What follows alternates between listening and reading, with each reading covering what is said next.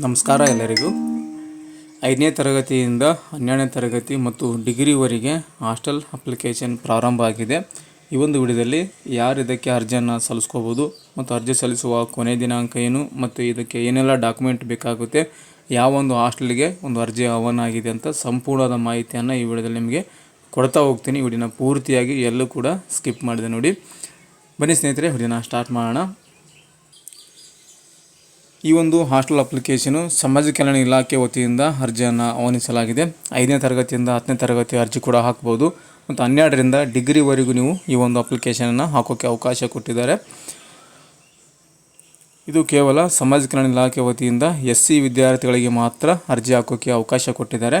ಪರಿಶಿಷ್ಟ ಜಾತಿಯ ವಿದ್ಯಾರ್ಥಿಗಳು, ಸ್ಕೆಡ್ಯೂಲ್ ಕ್ಯಾಸ್ಟ್ ಏನಿದಾರಲ್ಲ ಅಂಥವ್ರಿಗೆ ಮಾತ್ರ ಈ ಒಂದು ಅರ್ಜಿ ಹಾಕೋಕ್ಕೆ ಅವಕಾಶ ಕೊಟ್ಟಿದ್ದಾರೆ. ST ವಿದ್ಯಾರ್ಥಿಗಳಿಗೆ ಇನ್ನೂ ಅರ್ಜಿ ಆಹ್ವಾನ ಆಗಿಲ್ಲ. ಅರ್ಜಿ ಆಹ್ವಾನ ಆದಾಗ ನಿಮಗೆ ಇನ್ಫಾರ್ಮೇಷನ್ನ ಕೊಡ್ತೀನಿ. ಇವಾಗ ಸದ್ಯಕ್ಕೆ SC ವಿದ್ಯಾರ್ಥಿಗಳಿಗೆ ಮಾತ್ರ ಹಾಸ್ಟೆಲ್ ಅಪ್ಲಿಕೇಶನ್ ಪ್ರಾರಂಭ ಆಗಿದೆ. ಕೊನೆಯ ದಿನಾಂಕ ಬಂದು ಇಲ್ಲಿ ನೋಡ್ತಾ ಇದ್ದೀರಲ್ಲ ಸ್ಕ್ರೀನಲ್ಲಿ 31/7/2026 ಆ್ಯಕ್ಚುಲಿ ಇಲ್ಲಿ 24 ಅಂತ ಆಗಿದೆ. ಅದು 26 ನಿಮಗೆ ಅವಕಾಶ ಕೊಟ್ಟು 2 ತಿಂಗಳ ಕಾಲಾವಕಾಶ ಕೊಟ್ಟಿದ್ದಾರೆ. ಇಲ್ಲಿಂದ ನಿಮಗೆ 2 ತಿಂಗಳ ಅಪ್ಲಿಕೇಶನ್ ಹಾಕೋಕ್ಕೆ ಅವಕಾಶ ಕೊಟ್ಟಿದ್ದಾರೆ.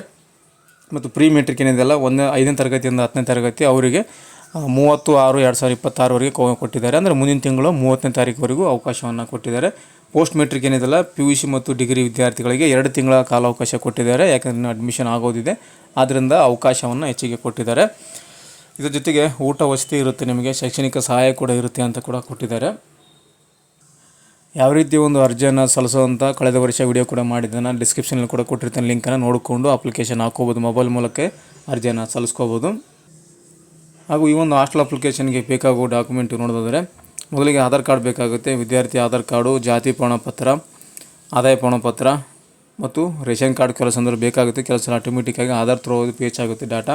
ಮತ್ತು ಬ್ಯಾಂಕ್ ಪಾಸ್ಬುಕ್ ಬೇಕಾಗುತ್ತೆ. ವಿದ್ಯಾರ್ಥಿಯ ಫೋಟೋ ಬೇಕಾಗುತ್ತೆ. ಮುಂಚೆ ವಿದ್ಯಾರ್ಥಿ ಫೋಟೋ ಬೇಕಾಗುತ್ತೆ. ಇವು ಆಟೋಮೆಟಿಕ್ಕಾಗಿ ಆಧಾರ್ ಕಾರ್ಡಲ್ಲಿರುವಂಥ ಫೋಟೋನೇ ಕ್ಯಾಪ್ಚರ್ ಆಟೋಮೆಟಿಕ್ ಡಾಟಾ ತೊಗೊತಾ ಇದೆ. ಮೊಬೈಲ್ ಸಂಖ್ಯೆ ಇದ್ದರೆ ಸಾಕು, ನೀವು ಈ ಒಂದು ಹಾಸ್ಟೆಲ್ ಅಪ್ಲಿಕೇಶನ್ ಹಾಕೋಬೋದು. ಕಳೆದ ಬಾರಿ ಕೂಡ ಮಾಡಿದ್ದೇನೆ. HMS ಪೋಸ್ಟಲಲ್ಲಿ ನಿಮಗೆ ತೋರಿಸ್ಕೊಟ್ಟಿದ್ದೇನೆ ಯಾವ ರೀತಿ ಅಂತ. ತುಂಬಾ ಈಜಿ ಇದೆ. STಗೆ ಬೇರೆ ಒಂದು ಅಪ್ಲಿಕೇಶನ್ ವೆಬ್ಸೈಟ್ನಲ್ಲಿದೆ, SCಗೆ ಸಪ್ರೇಟಾಗಿ ಮಾಡಿದ್ದಾರೆ ಸಮಾಜ ಕಲ್ಯಾಣ ವತಿಯಿಂದ. ಸೊ ಅದನ್ನು ಯಾವ ರೀತಿ ಅಂತ ತಿಳಿಸ್ಕೊಟ್ಟಿದ್ದೇನೆ ಆಲ್ರೆಡಿ ನಾನು. ಇವಾಗೇನು ನೋಡ್ತಾ ಇದ್ದೀರಲ್ಲ, ಇದೇ ಒಂದು HMIS ವೆಬ್ಸೈಟ್ನಲ್ಲಿ ನಾನು ಅರ್ಜಿ ಹಾಕಿ ತಿಳಿಸ್ಕೊಟ್ಟಿದ್ದೇನೆ.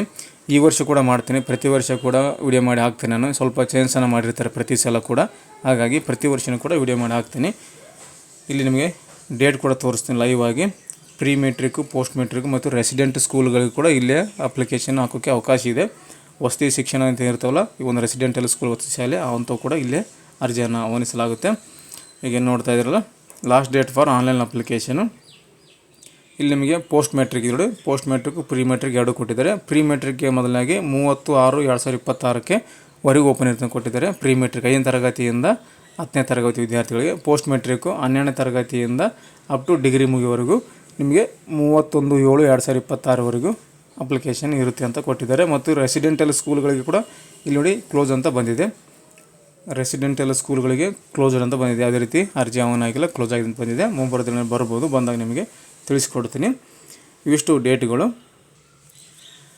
ಕಳೆದ ವರ್ಷ ವಿಡಿಯೋ ಕೂಡ ಮಾಡಿದ್ದೇನೆ, ಯಾವ ರೀತಿ ಈ ಒಂದು SWD ಐಡಿಯನ್ನು ತಗೊಳ್ಳೋದು, ರಿಜಿಸ್ಟ್ರೇಷನ್ ಮಾಡೋದು, ಅಪ್ಲಿಕೇಶನ್ ಹಾಕೋದು ಸಂಪೂರ್ಣವಾಗಿ ತಿಳಿಸ್ಕೊಟ್ಟಿದ್ದೀನಿ. ಅದು ನೋಡ್ಕೊಳ್ಳಿ, ವಿಡಿಯೋ ಲಿಂಕಲ್ಲೇ ಡಿಸ್ಕ್ರಿಪ್ಷನ್ ಹಾಕಿರ್ತೀನಿ ವಿಡಿಯೋ ಲಿಂಕನ್ನು.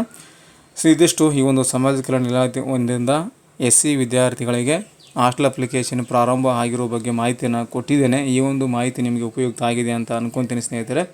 ಇದರಲ್ಲಿ ಏನಾದರೂ ನಿಮಗೆ ಡೌಟ್ಸ್ ಇದ್ದರೆ, ಏನಾದರೂ ಕ್ವಶನ್ ಕೇಳೋದಿದ್ದರೆ ಕಮೆಂಟ್ ಮಾಡಿ, ಕಮೆಂಟಲ್ಲಿ ನಿಮಗೆ ಉತ್ತರವನ್ನು ಕೊಡ್ತೀನಿ ಅಂತ ಹೇಳ್ತಾ, ನೆಕ್ಸ್ಟ್ ವಿಡಿಯೋದಲ್ಲಿ ಮತ್ತೊಂದು ಮಾಹಿತಿಯೊಂದಿಗೆ ಮತ್ತೊಂದು ವಿಡಿಯೋದಲ್ಲಿ ನಿಮ್ಮನ್ನು ಭೇಟಿ ಆಗ್ತೀನಿ. ಅಲ್ಲಿವರೆಗೂ ನಮ್ಮ ವೀಡಿಯೋಸನ್ನು ನೋಡ್ತಾ ಇರಿ, ಸಪೋರ್ಟ್ ಮಾಡಿ ಅಂತ ಹೇಳ್ತಾ, ಥ್ಯಾಂಕ್ಸ್ ಫಾರ್ ದ ವಾಚಿಂಗ್.